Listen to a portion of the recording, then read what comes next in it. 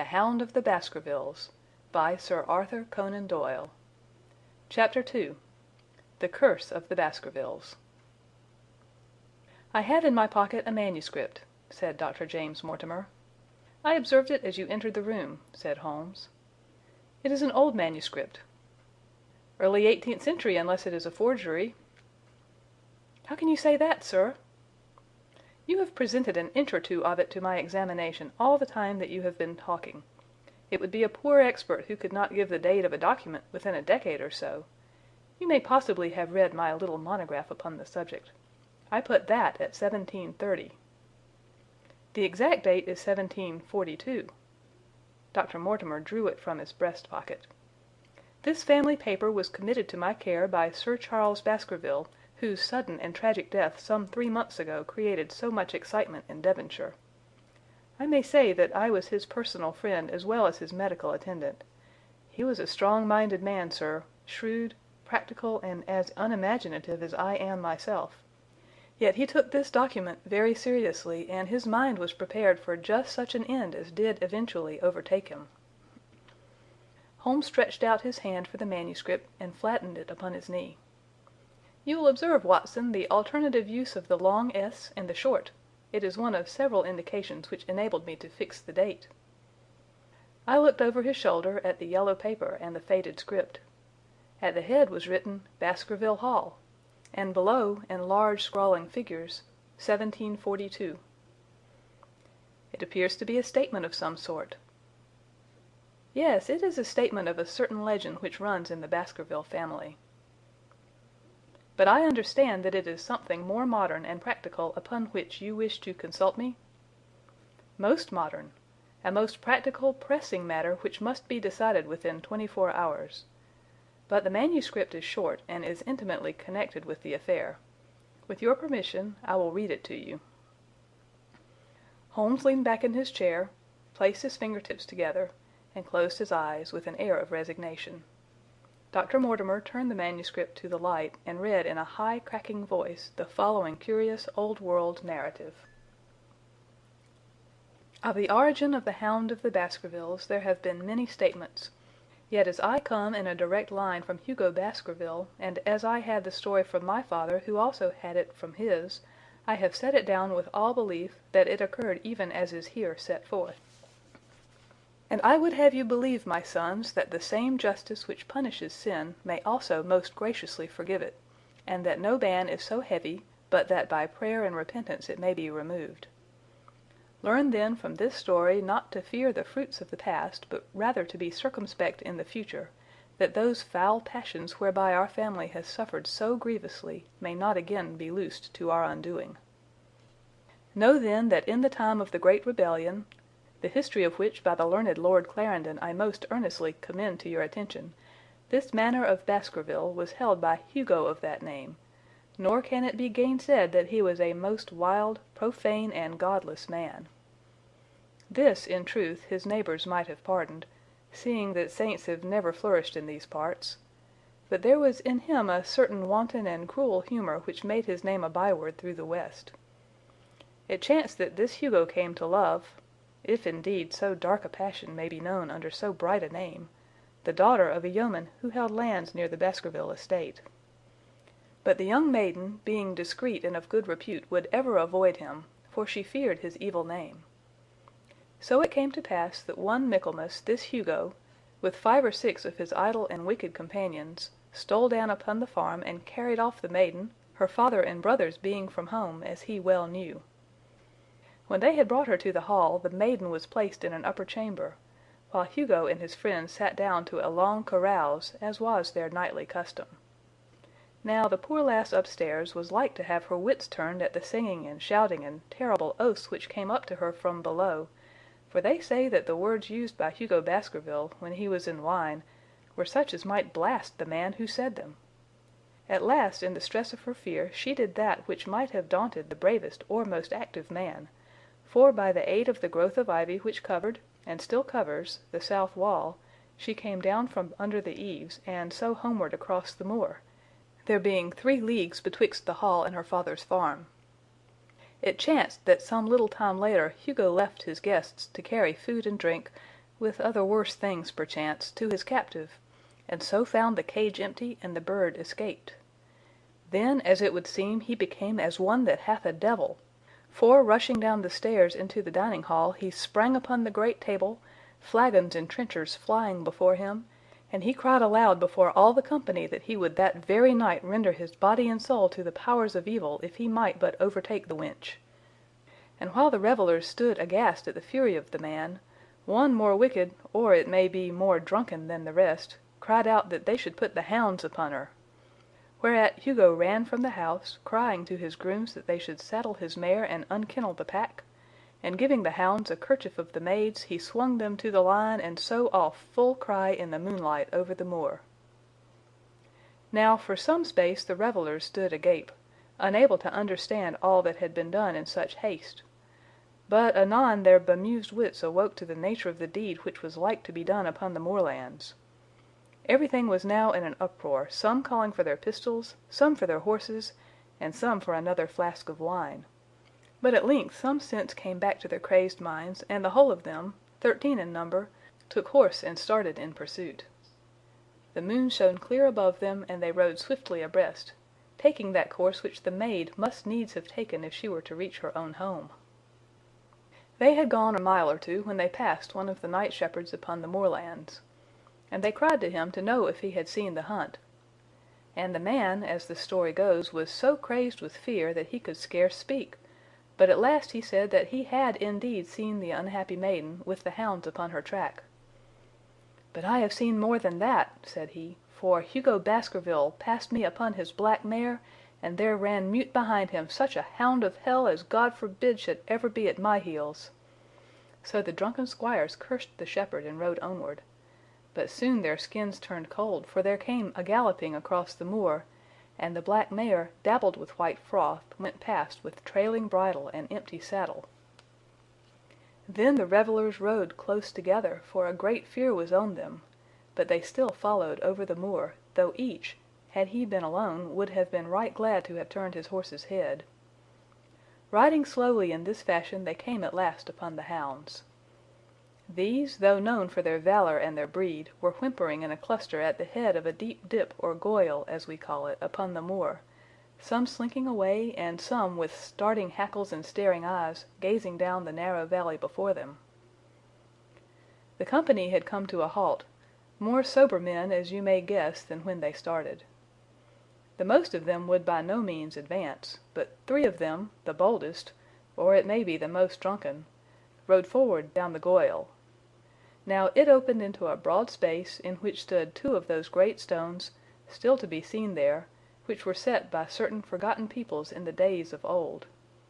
The moon was shining bright upon the clearing, and there in the center lay the unhappy maid where she had fallen, dead of fear and of fatigue. But it was not the sight of her body, nor yet was it that of the body of Hugo Baskerville lying near her, which raised the hair upon the heads of these 3 dare-devil roisterers, but it was that, standing over Hugo and plucking at his throat, there stood a foul thing, a great black beast, shaped like a hound, yet larger than any hound that ever mortal eye has rested upon. And even as they looked, the thing tore the throat out of Hugo Baskerville, on which, as it turned its blazing eyes and dripping jaws upon them, the 3 shrieked with fear and rode for dear life, still screaming, across the moor. One, it is said, died that very night of what he had seen, and the other twain were but broken men for the rest of their days. Such is the tale, my sons, of the coming of the hound which is said to have plagued the family so sorely ever since. If I have set it down, it is because that which is clearly known hath less terror than that which is but hinted at and guessed. Nor can it be denied that many of the family have been unhappy in their deaths, which have been sudden, bloody, and mysterious. Yet may we shelter ourselves in the infinite goodness of Providence, which would not forever punish the innocent beyond that 3rd or 4th generation which is threatened in Holy Writ. To that Providence, my sons, I hereby commend you, and I counsel you by way of caution to forbear from crossing the moor in those dark hours when the powers of evil are exalted. This from Hugo Baskerville to his sons Roger and John, with instructions that they say nothing thereof to their sister Elizabeth. When Dr. Mortimer had finished reading this singular narrative he pushed his spectacles up on his forehead and stared across at Mr. Sherlock Holmes. The latter yawned and tossed the end of his cigarette into the fire. "Well?" said he. "Do you not find it interesting?" "To a collector of fairy tales." Dr. Mortimer drew a folded newspaper out of his pocket. "Now, Mr. Holmes, we will give you something a little more recent. This is the Devon County Chronicle of May 14th of this year. It is a short account of the facts elicited at the death of Sir Charles Baskerville, which occurred a few days before that date." My friend leaned a little forward, and his expression became intent. Our visitor readjusted his glasses and began: "The recent death of Sir Charles Baskerville, whose name has been mentioned as the probable Liberal candidate for Mid Devon at the next election, has cast a gloom over the county. Though Sir Charles had resided at Baskerville Hall for a comparatively short period, his amiability of character and extreme generosity had won the affection and respect of all who had been brought into contact with him. In these days of nouveau riche it is refreshing to find a case where the scion of an old county family which has fallen upon evil days is able to make his own fortune and to bring it back with him to restore the fallen grandeur of his line. Sir Charles, as is well known, made large sums of money in South African speculation. More wise than those who go on until the wheel turns against them, he realized his gains and returned to England with them. It is only 2 years since he took up his residence at Baskerville Hall, and it is common talk how large were those schemes of reconstruction and improvement which have been interrupted by his death.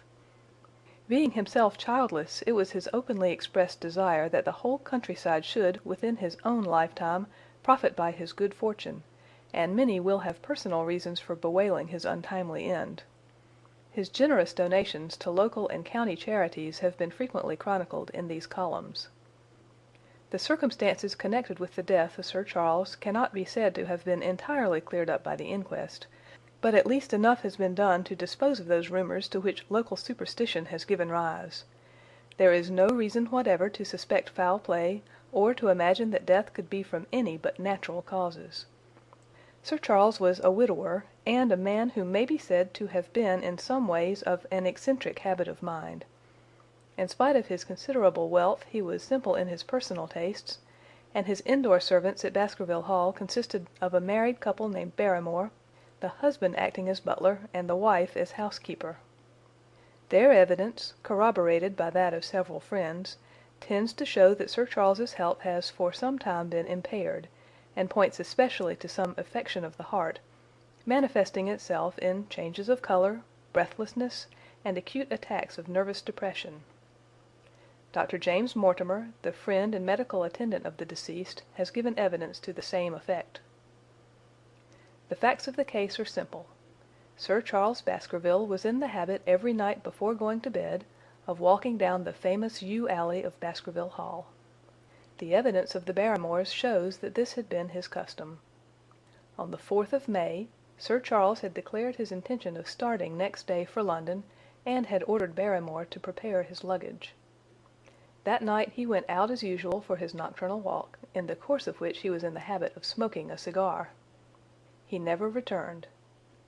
At 12 o'clock Barrymore, finding the hall door still open, became alarmed, and, lighting a lantern, went in search of his master. The day had been wet, and Sir Charles's footmarks were easily traced down the alley. Halfway down this walk there is a gate which leads out onto the moor. There were indications that Sir Charles had stood for some little time here. He then proceeded down the alley, and it was at the far end of it that his body was discovered. One fact which has not been explained is the statement of Barrymore that his master's footprints altered their character from the time that he passed the moor gate, and that he appeared from thence onward to have been walking upon his toes. One Murphy, a gipsy horse dealer, was on the moor at no great distance at the time, but he appears by his own confession to have been the worse for drink. He declares that he heard cries, but is unable to state from what direction they came. No signs of violence were to be discovered upon Sir Charles's person, and though the doctor's evidence pointed to an almost incredible facial distortion, so great that Dr. Mortimer refused at first to believe that it was indeed his friend and patient who lay before him, It was explained that that is a symptom which is not unusual in cases of dyspnea and death from cardiac exhaustion. This explanation was borne out by the post-mortem examination, which showed long-standing organic disease, and the coroner's jury returned a verdict in accordance with the medical evidence. It is well that this is so, for it is obviously of the utmost importance that Sir Charles's heir should settle at the Hall and continue the good work which has been so sadly interrupted. Had the prosaic finding of the coroner not finally put an end to the romantic stories which have been whispered in connection with the affair, it might have been difficult to find a tenant for Baskerville Hall. It is understood that the next of kin is Mr. Henry Baskerville, if he be still alive, the son of Sir Charles Baskerville's younger brother. The young man, when last heard of, was in America, and inquiries are being instituted with a view to informing him of his good fortune. Dr. Mortimer refolded his paper and replaced it in his pocket. "Those are the public facts, Mr. Holmes, in connection with the death of Sir Charles Baskerville." "I must thank you," said Sherlock Holmes, "for calling my attention to a case which certainly presents some features of interest. I had observed some newspaper comment at the time, but I was exceedingly preoccupied by that little affair of the Vatican cameos, and in my anxiety to oblige the Pope I lost touch with several interesting English cases. This article, you say, contains all the public facts?" "It does." "Then let me have the private ones." He leaned back, put his fingertips together, and assumed his most impassive and judicial expression. "In doing so," said Dr. Mortimer, who had begun to show signs of some strong emotion, "I am telling that which I have not confided to anyone. My motive for withholding it from the coroner's inquiry is that a man of science shrinks from placing himself in the public position of seeming to endorse a popular superstition. I had the further motive that Baskerville Hall, as the paper says, would certainly remain untenanted if anything were done to increase its already rather grim reputation. For both these reasons I thought that I was justified in telling rather less than I knew, since no practical good could result from it, but with you there is no reason why I should not be perfectly frank. The moor is very sparsely inhabited, and those who live near each other are thrown very much together. For this reason I saw a good deal of Sir Charles Baskerville. With the exception of Mr. Frankland, of Lafter Hall, and Mr. Stapleton, the naturalist, there are no other men of education within many miles. Sir Charles was a retiring man, but the chance of his illness brought us together, and a community of interests in science kept us so. He had brought back much scientific information from South Africa, and many a charming evening we have spent together discussing the comparative anatomy of the Bushman and the Hottentot. Within the last few months it became increasingly plain to me that Sir Charles's nervous system was strained to the breaking point. He had taken this legend which I have read you exceedingly to heart, so much so that, although he would walk in his own grounds, nothing would induce him to go out upon the moor at night. Incredible as it may appear to you, Mr. Holmes, he was honestly convinced that a dreadful fate overhung his family, and certainly the records which he was able to give of his ancestors were not encouraging. The idea of some ghastly presence constantly haunted him, and on more than one occasion he has asked me whether I had, on my medical journeys at night, ever seen any strange creature or heard the baying of a hound. The latter question he put to me several times, and always with a voice which vibrated with excitement. I can well remember driving up to his house in the evening some 3 weeks before the fatal event. He chanced to be at his hall door. I had descended from my gig and was standing in front of him when I saw his eyes fix themselves over my shoulder and stare past me with an expression of the most dreadful horror.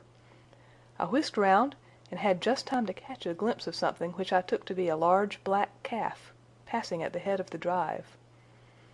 So excited and alarmed was he that I was compelled to go down to the spot where the animal had been and look around for it. It was gone, however, and the incident appeared to make the worst impression upon his mind.